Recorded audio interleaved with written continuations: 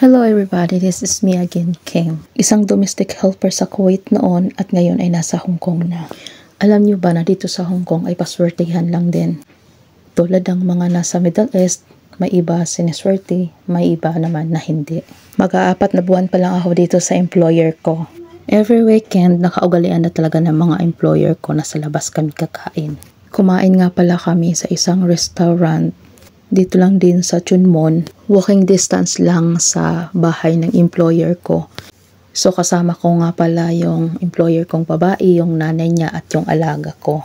So merong shabu-shabu dito at unlimited lahat ng pagkain. Unlimited din yung beef nila dyan, tapos yung mga siomai, merong tempura, merong mga meatballs, merong sausage. Lahat ng yan is unlimited, kumuha ka lang. Unlimited yung drinks, may mga soft drinks, unlimited coffee na naka-in-can, yung mga ganyan. Tapos meron ding hot coffee na ikaw lang din yung kukuha.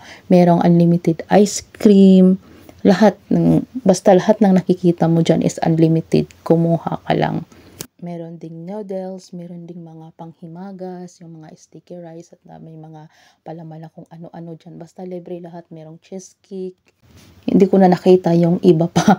May mga gulay din dyan na mga yung pang salad. Meron ding naka-slice na mga vegetable salad.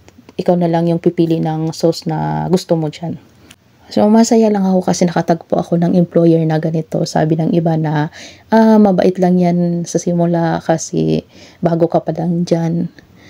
Sa akin naman, kung sakaling magbago man yung employer ko, walang problema yan. Magbago din tayo, charis. So, kailangan palang matapos kayong kumain dyan sa loob within 1 hour. Kaso nga, may bata kami na maliit, so may extend na mga ilang minuto.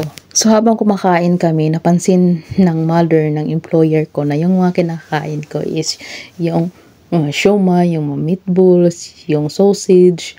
Yun yung kinukuha ko, yung tempura, tapos yung gulay na nilalagyan ko ng maraming sili kasi gustong-gusto ko talaga yung maanghang. So, natawa siya.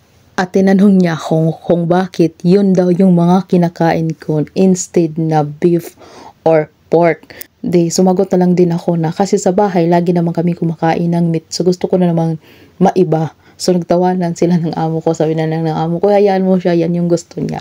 After namin kumain, ito naman pahabol na panghimagas si Madam Ice Cream. So kasama din yan dun sa binayaran niya. So yun lang. Thank you for watching.